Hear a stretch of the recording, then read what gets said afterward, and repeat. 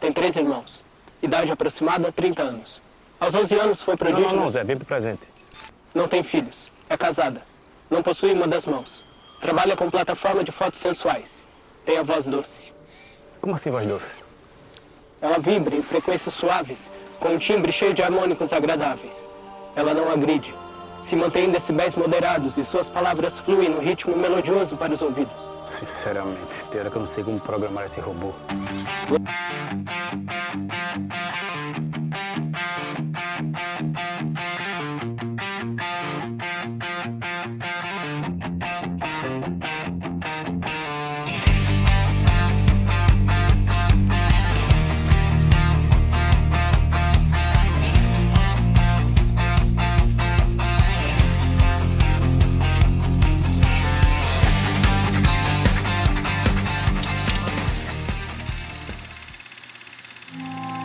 Fala galera, meu nome é Luísa, eu sou diretora do curta-metragem Tornar-se Ciborgue no Interior.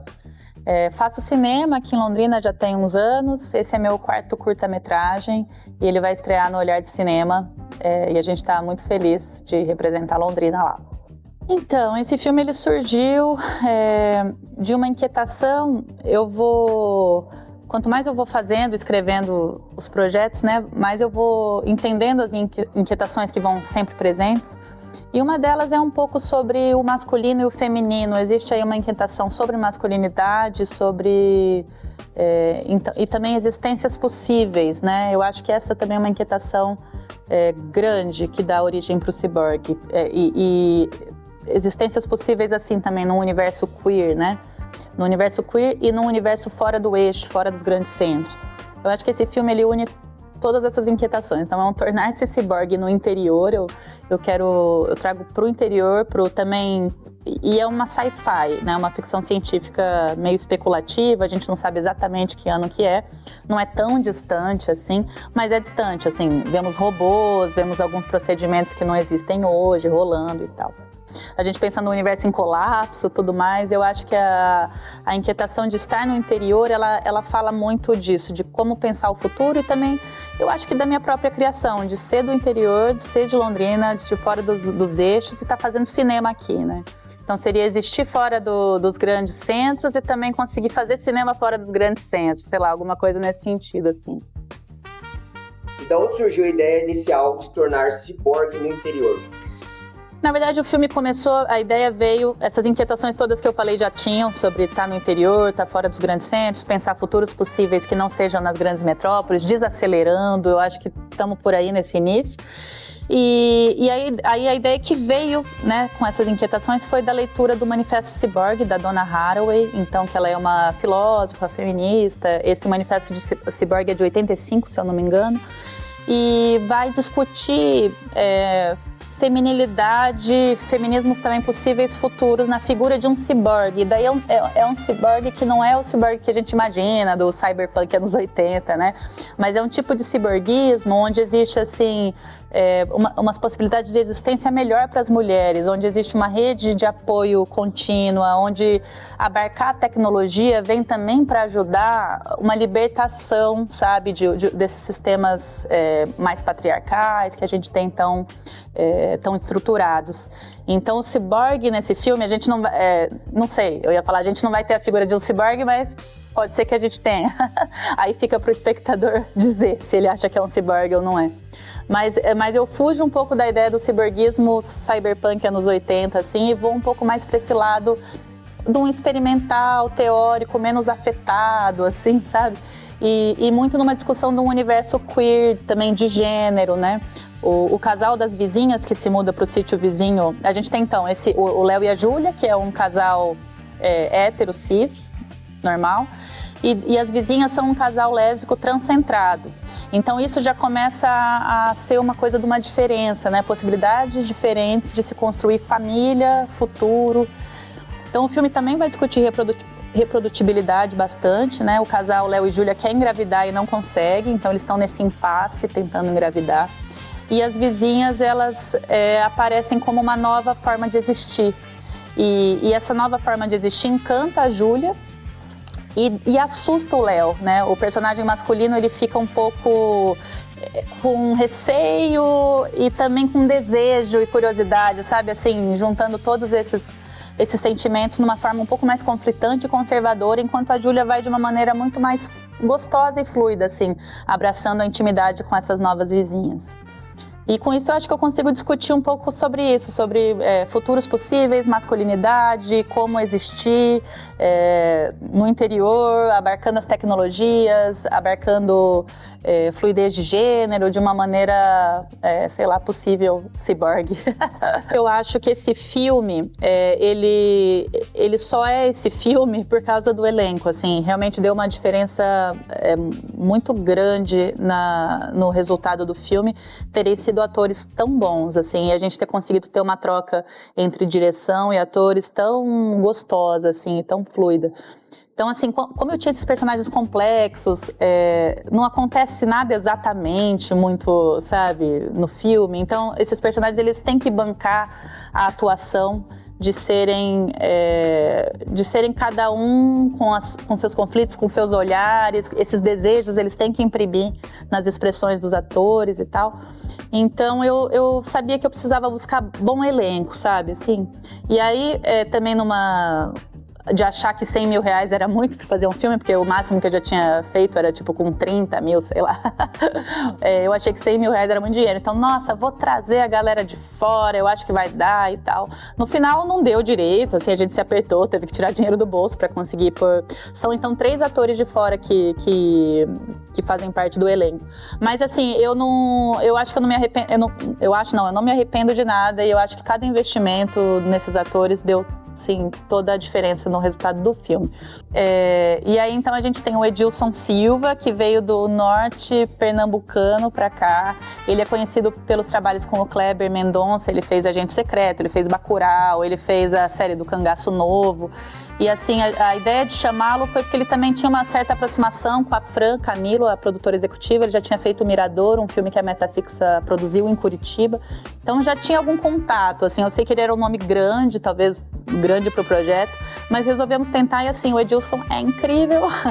Ele topou por um cachê super baixo, assim, veio de lá para cá. E entregou um Léo, assim, maduro, trouxe olhares, trouxe expressões, tipo, agigantou o personagem dele, assim, que eu acho que era o personagem mais complexo da trama, porque é o que tem tantos conflitos para lidar, assim, sabe? A gente tem também a Thalita Feuser, que fez a Júlia, no caso a esposa do Léo, então, que ela mora no Rio de Janeiro e, enfim, tem um amplo trabalho também com novela, tal, ela vem dessa outra escola. E foi gostoso juntar as escolas diferentes desses atores também, deu uma química muito boa. Eu acho que isso não tinha como a gente prever, porque tava online os ensaios, mas a hora que eles chegaram, assim, a química rolou, tipo, que é importante, né, para a criação de um casal. E o casal das vizinhas, Transcentrado, a gente tem a Noa Bonoba, que veio de São Paulo, na verdade ela é do Ceará. Conhecia ela de lá atrás também, de uma oficina de roteiro que ela participou. E hoje ela está num momento muito bom da carreira, assim, fazendo os filmes do Guto Parente, estreando fora do Brasil. E ela é uma atriz incrível, assim, a participação que ela trouxe para. Na verdade, com ela eu fiz uma consultoria de roteiro, nem ia chamar ela para ser atriz do filme, porque no caso a personagem dela era uma mulher cis originalmente no roteiro, não era uma mulher trans. E aí, a hora que a gente terminou a consultoria, ela falou: e aí? Não vai me chamar para o seu filme? E eu falei, nossa, não tava nem esperando, assim. Eu falei, então bora, assim, adaptamos a personagem. E eu acho que também foi outro ponto que o filme cresceu absurdamente, porque no Ar em Cena, vocês vão ver, espero que vocês assistam. Mas, assim, traz o afeto, traz uma leveza, traz um carinho, assim, foi um ganho muito grande pro elenco. E de último, para fechar o quarteto, a gente tem a Niri Niara, que daí é uma atriz local daqui de Londrina. Então, o filme apresenta ela pela primeira vez na atuação. Também é uma mulher trans que nunca tinha atuado, e aí ela quase que não aceitou, só que ela era muito perfeita pro papel, a gente ficou enchendo o saco, a Niri, vamos lá. E ela topou, e daí teve uma preparação de elenco conduzida pela Marina, assim, bem, bem intensa, para ela poder se sentir confortável na tela. E é isso, assim, esse deu o blend dos atores, o que eu acho que é, assim, o maior ouro desse projeto, assim. Eu fico muito orgulhosa de ter reunido essa galera aí. Cara, essa produção, ela foi um tanto caótica, né? Pra mim, principalmente, mas pra todos. Porque foi isso, achar que tinha muito dinheiro e não tinha. participação de bastantes pessoas de fora, então também... E o local que a gente gravou era longe, como então a ideia era ser um sítio e tal. Era difícil chegar lá, então, assim, os problemas técnicos de produção, e a gente com pouco dinheiro, achava que tinha, não tinha, mas um monte de demandas que surgiram da galera de fora dificultaram as gravações. Então, você fala uma cena difícil de gravar, eu penso que todo o projeto foi bem difícil. Tivemos problema, primeira diária, era um condomínio fechado, não deu para descarregar as luzes, o caminhão não podia entrar, então assim, problemas. Eu tava com pneumonia, tipo assim, há 3 dias de filmar, tô com febre, vou lá, pneumonia, você não pode, então eu filmei de máscara. Eu acho que eu sobrevivi a esse set, sabe? Tão traumático que foi. Então, acho que todas as cenas foram, em algum lugar, muito difíceis, porque todo o processo estava caótico. Mas eu acho que a hora que estava todo mundo ali centrado, bora fazer, é isso que é o legal e o bonito do cinema. Fortalecer. E precisou de ajuda, estamos aqui, um cobriu o outro, ajudou, fez o que pôde. Mas eu acho que as cenas mais difíceis são as que juntaram mais gente, porque daí com todas essas limitações a gente tem a cena da festa, então tinha que produzir 5 pessoas, porque eram as convidadas, mais protagonista, mais assim, então foi uma cena caótica para a preparação, a gente tinha uma maquiadora, então todos os limites, todas as limitações de produção, e aí curiosamente essa cena também é a mais, eu sinto que é a mais emocionante. Hoje, até vendo o filme pronto, eu acho a mais emocionante.